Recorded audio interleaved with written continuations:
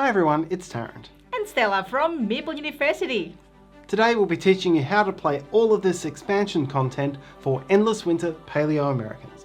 This includes the Ancerstors, Cave Paintings and Rivers and Rafts expansion, as well as 3 modules, Aurora Borealis, Canine Familiars and Ceremonial Grounds. Games published by Fantasia Games and Guf Studios.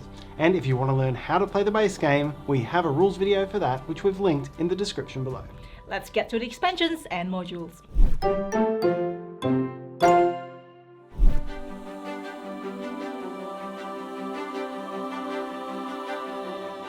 The Cave Paintings expansion introduces a new core mechanism to the game, the Cave Paintings, in which players will mark dots and lines on their own personal cave painting board to unlock new powerful benefits, more ongoing eclipse effects, and endgame points.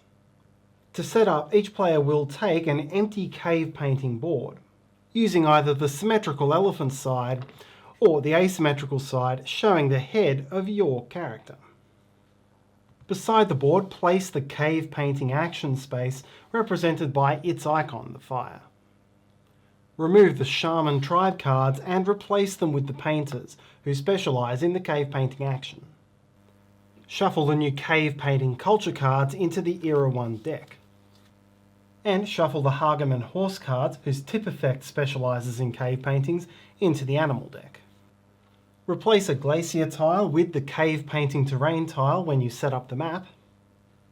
And make sure the cave painting sacred stone and the cave painting megaliths tile are among the ones in play, and in the latter case replace one of the ones showing meat.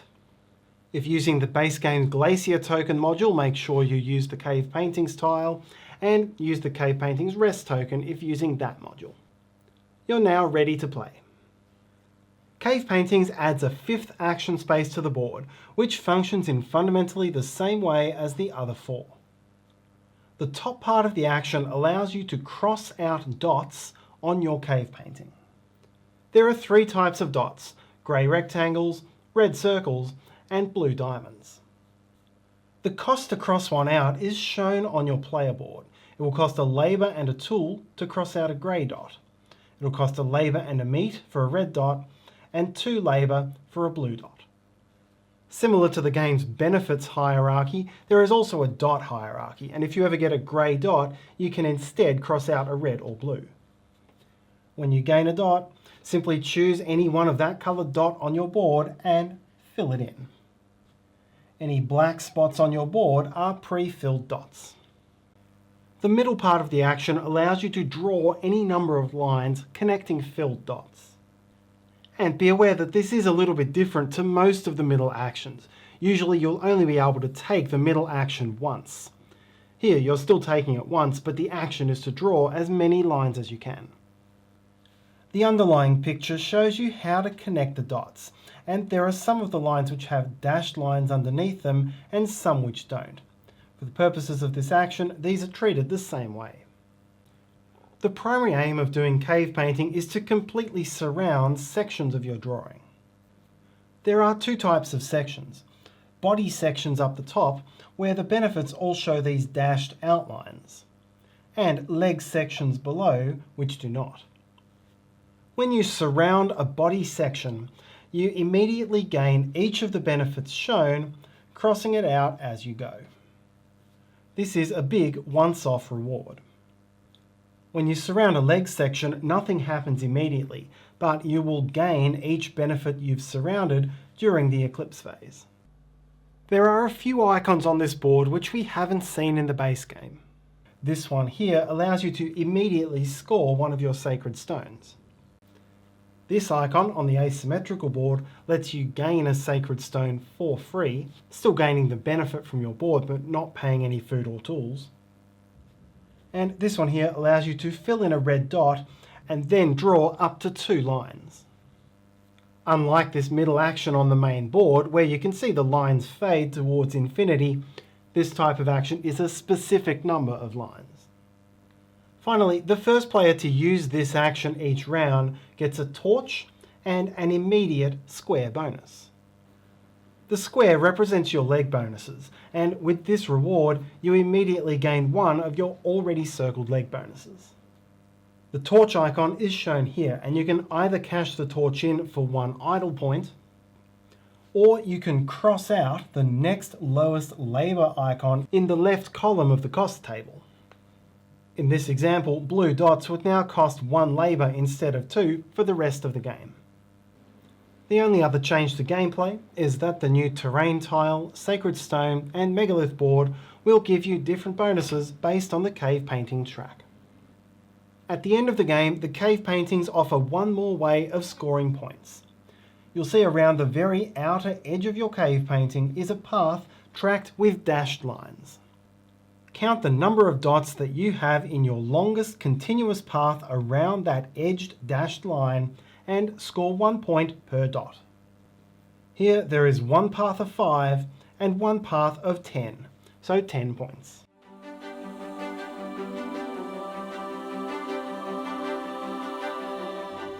The Rivers and Rafts expansion introduces the player's rafts, and all of this is centered around the expansion and map elements of the game. There are significant changes to the way you'll set up the map. Find the expansion's 3 river tri-hex pieces and find the one only showing 1 piece of river.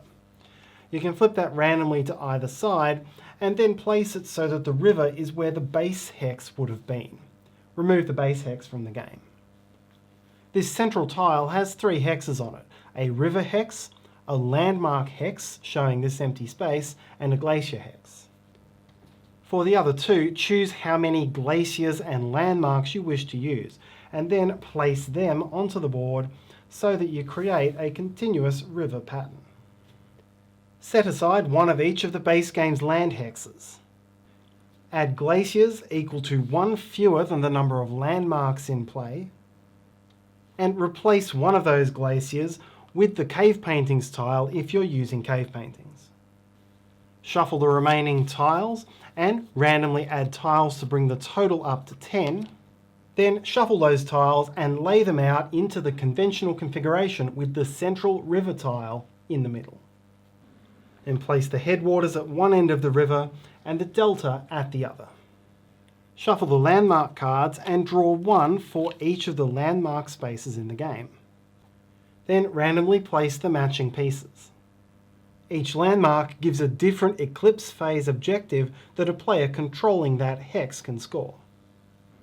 Place all players' rafts on the headwaters space, and in reverse turn order, each player chooses a starting notch around the edge of the map for their own personal base, on which they'll place a camp. Bases may not be adjacent to other bases. This would not be allowed, but this would be fine. You should use the sacred stone unique to this expansion, and instead of the Pathfinder tribe cards, you may choose to use the warrior tribe cards. These make for a more combative area control experience, but are optional to use. And note that you can use the warriors even if you don't use the rest of this expansion. Shuffle the sea cow cards into the animal deck, and lay out all of the fish tokens face down. The Rivers and Rafts expansion is all about changing the experiences you can have on the map with your camps and now with your raft. And each of these icons here now has some changes to its rules. When you gain the Move Camp effect, you can move one of your camps to an adjacent hex exactly as you could in the base game. You can also freely move a camp onto a hex containing the river, or through the river. The river does not interrupt your camp's movement. The only places you can't move your camps are onto your own base, onto another player's base, or onto either the headwaters or delta tiles. The Move Camp icon also lets you move your raft. You can move your raft any number of spaces down the river for a single movement. Or you can move exactly 1 space upriver for 1 movement. The Place Camp icon now gives you 2 options. You can either place a camp into your base tile, or place it onto the same hex as your raft. As before, you can't place a camp in the headwaters or the delta. When building a village, you can count your raft as one of the camps that you have to spend to build that village. It still needs to be in the triangle pattern. Camps are still returned to your player board, while your raft returns to the headwaters. The new warrior card introduces a new eclipse effect, which allows you to first move one of your camps, and then move one of your opponent's camps, which is represented by this fire. However, note that the move other players' camp effect cannot be used on their raft, only on their camps. The Rivers and Rafts map introduces a number of new eclipse benefits. If you have area control over a river space, then you draw one random fish token and gain whatever's shown on the back. If you draw this token, gain 2 points and then shuffle all the discarded fish back into the pile. When you have area control over a landmark space, then you score points based on the objectives showing on that landmark card. Here, for example, 2 points for every village on a river space. Finally, if your raft is the nearest or equal nearest raft to the delta, then you gain this benefit, 1 point for each camp of yours on the river, including your raft. All of these Rivers and Rafts map benefits are gained as part of Part C of your Eclipse phase, the Terrain Tiles phase, and therefore, like in the base game, multiple players could score an area majority benefit by taking over that benefit in the earlier part of their Eclipse phases. Then, as part of the preparation phase at the end of each round, players gather up their rafts and return them to the headwaters.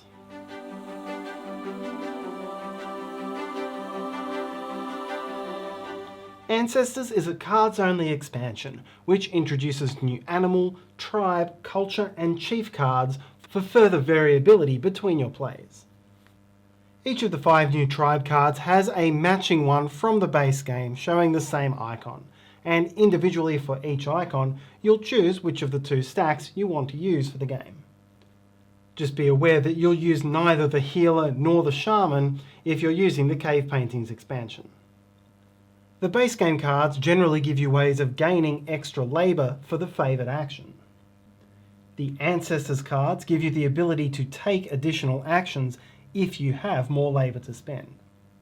As such, you'll be able to line up more actions, but you'll have to look harder to find the labour to fund them. They also give you ways of scoring points as part of the Eclipse phase. And the Healer's Eclipse bonus is to copy the Eclipse effect of a different card in your Eclipse pile.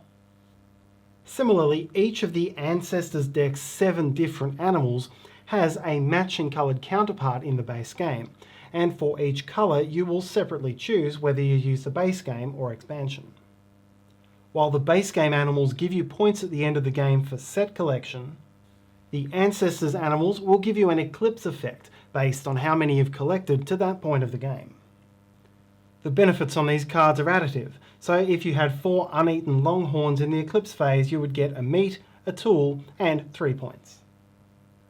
There are no alternative animals to the Hageman horses or sea cows that we saw from the other expansions. Ancerstors comes with 10 new culture cards which can be shuffled straight into their respective decks. The Era 1 cards are called Prosperity cards. The player who plays them gets to do the top effect, and then in turn order, each other player has the opportunity to resolve the bottom effect. The Era 2 cards are called Strife cards. The player who plays it resolves the top effect, and then each other player in turn order has the chance to lose 2 points to also resolve the top effect. Finally, there are 5 new Chief cards, and each corresponds directly to one of the original Chiefs. You must collectively decide whether all players are going to use a base game Chief or all players are going to use an expansion Chief.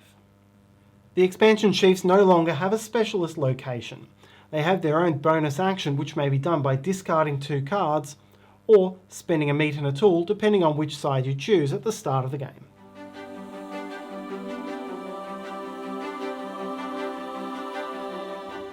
The Aurora Borealis module introduces the Aurora cards, each player having 1 dedicated card. These cards give benefits for different types of actions, giving some asymmetry between the players from the start. At setup, each player's Aurora card is placed on the bottom of the deck. When the card does come up into your hand, you have two options for it. You can play it into your play area at any point on your turn, and it will give you an ongoing ability which makes that particular type of ability stronger. This lasts until the end of the current turn, after which it is discarded. And so the optimal way to use it is to try to take that action as effectively as possible on this turn. Alternatively, you'll be able to play it into your Eclipse pile in the normal way. Aurora cards aren't considered tribe or culture cards for the purposes of anything specifically triggering off that type of card, but they can be buried in the normal way. Ceremonial Grounds offers a new way of scoring points in the game as an alternative to building up your burial pile. To set up the game, shuffle the worship cards and then deal out a number of them equal to the number of players plus 1. At the end of your turn in the Eclipse phase, you may take one of these cards, score it based on the current game state, and then rotate your burial pile sideways. You're not allowed to bury cards again for the rest of the game. You still score points for your burial pile in final scoring. The final module is Canine Familiars, and to set this up, simply place the 12 Canine Familiar cards, which are 3 copies of 4 different cards, near the board.